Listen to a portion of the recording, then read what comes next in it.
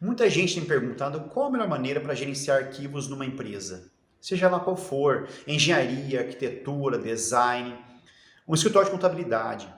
Como é que você gerencia essas informações e garanta a segurança desses dados? Que você não vai ser sequestrado, que hoje é muito comum você ouvir falar sobre ransomware. E além disso, tem que ter flexibilidade em compartilhar com a equipe e além do mais, para quem está home office. Quando você usa ferramentas como OneDrive, SkyDrive, Dropbox, ela facilita bastante essa vida, por quê? Ela sincroniza os dados com a nuvem. O lado ruim, que dependendo da quantidade de dados e a quantidade de usuários, fica impossível de usar. Então vai ficar o tempo todo tendo essa concorrência, upload, download, upload, download. Então vamos supor lá, 5 usuários aqui ao mesmo tempo, gerenciando a mesma estrutura de arquivos. Esse gera informação e automaticamente ele é feito o upload. Em seguida, essas 4 máquinas vão baixar esses dados. Então, esse fez o upload e as demais baixam para cá e vice-versa. Qualquer alteração que acontecer, faz o upload e depois faz o download para as demais máquinas que não estão envolvidas com a alteração. Então, o tempo todo vai ter essa concorrência de link de internet. Aí você começa a perceber que você vai precisar de aumentar mais a banda de internet. Então, esse é um fator ruim. 5 usuários até vai. Agora imagina 20 usuários, 30 usuários. Acaba sendo impossível de gerenciar isso daí. O lado bom é que você pode compartilhar essas pastas com o cliente, definir senhas, prazos de validade de acesso. Se você estiver fora do escritório, você consegue acessar esses arquivos de uma forma fácil e prática. Tem smartphone, você instala o aplicativo, você compartilha. Então, cara, é fácil, é gostoso de trabalhar com esse tipo de solução.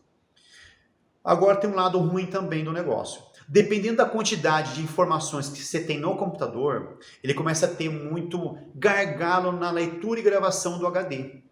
Então você começa a perceber que tem muita atividade de leitura e gravação o tempo todo, sincronizando com a nuvem, vendo e verificando o que tem na nuvem, baixando para cá, baixando para o computador, do computador jogando para a nuvem de novo. Então, ou seja, além de você ter um gargalo na internet, você tem um gargalo de I/O de disco, a CPU das máquinas que aumentam. Aí você começa a perceber, puxa, mas uma boa parte do tempo das máquinas estão processando o tempo todo aqui para ficar sincronizando os arquivos na nuvem. Começa a ficar inviável usar soluções como essa. Eu sei que é flexível, é fácil, é baixo custo para ter, não tem que ter um expert para poder fazer a manipulação disso tudo. Você pode criar uma conta só e várias outras pequenas contas, e essa aqui você paga para ter essa conta aqui e compartilha essa conta com as demais contas. Então tudo fica fácil, eu sei disso. Mas só que depende da quantidade de arquivos que você tem, a quantidade de usuários que você tem também, a dificuldade de ficar tendo esse manuseio de dados para cima e para baixo assim, então acaba sendo impossível de trabalhar. Servidor de arquivos. Quando você tem um servidor de arquivos local, não tem esse negócio de sincronização de arquivos. Você acessa o servidor e grava direto, copia e cola lá o tempo todo. Não tem essa sincronização.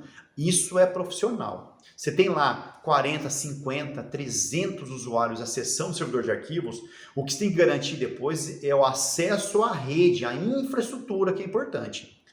Outra coisa que é muito importante, você tem os HDs, você tem que ter espelhamento de HD.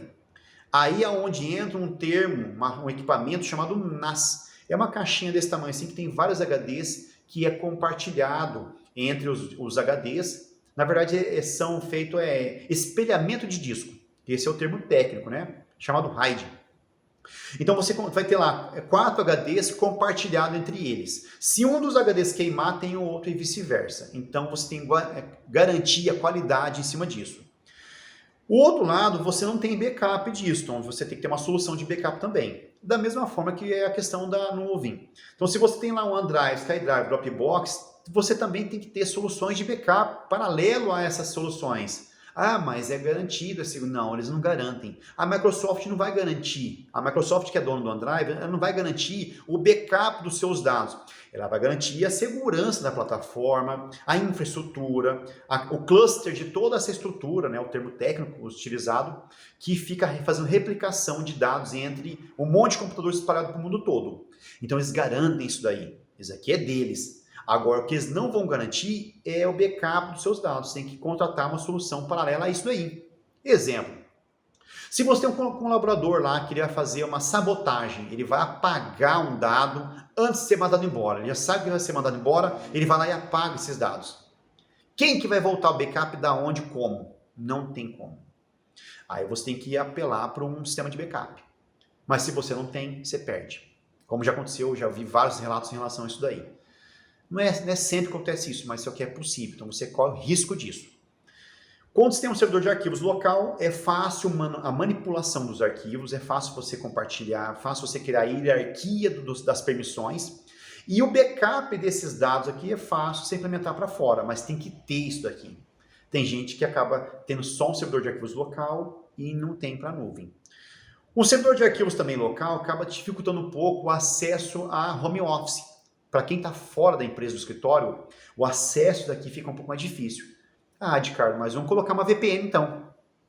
Aí você tem que colocar VPN, você tem que colocar um link melhor para garantir que ele não vai cair, um link dedicado. Então começa a aumentar um pouco mais o custo. Um servidor aqui ou um NAS, você tem que ter um gerador de energia, talvez nem tanto, mas seria importante. Mas um no-break sim tem que ter. Uma refrigeração, às vezes um ar-condicionado lá 24/7 rodando, dependendo da capacidade que você vai ter. Então o servidor de arquivo você acaba tendo mais custo em relação em manter.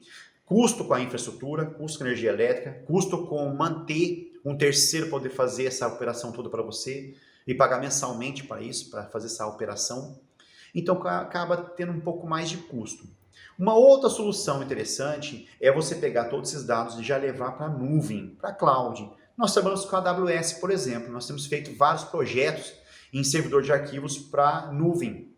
Então, o que acontece? A gente chega na empresa, avalia o cenário, avalia o comportamento que eles têm de tamanho de arquivos, se é arquivos pequenos, poucos megas, tal, se é arquivos gigas, dependendo do tamanho. A gente vai fazer um tipo de projeto. Mas a gente consegue pegar todos esses dados, levar para a nuvem e dar acesso a todos os colaboradores, independente de onde eles estejam. Se está no local, se está na empresa, se está no home office, se está fora do país, independente, a gente consegue fazer essa gestão. Com isso, vai ter acesso de uma forma criptografada, com VPN, com segurança. Além do mais, a gente consegue criar uma proteção dentro da estrutura para fazer backup de uma forma programada. E o mais interessante disso daí, a gente consegue programar, fazer a programação e mandar por e-mail para a gente, para todas as pessoas envolvidas na empresa, que dia tal, horário tal, foi feito o backup daquilo lá. Você garante segurança disso. E o mais interessante de tudo, se uma dessas máquinas aqui pegar um ransomware, um sequestro de dados, e ela replicar para fora, a gente tem mecanismos que identifica que no meio daqueles arquivos lá, tem arquivos criptografados, ou melhor, sequestrados. É avisado, avisa para a gente consegue reverter o backup da noite para o dia, de uma forma fácil. Em 30 minutos a gente consegue voltar uma máquina nova.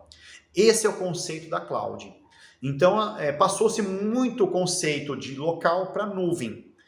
Claro que depende do tamanho do porte da empresa também. Vamos pegar uma empresa de engenharia. Uma empresa de engenharia que tem lá 100, 200 colaboradores, que gera muita informação. Às vezes acaba sendo inviável o processo de acesso à nuvem. Então, muitas vezes você acaba montando uma estrutura local com uma replicação para a cloud.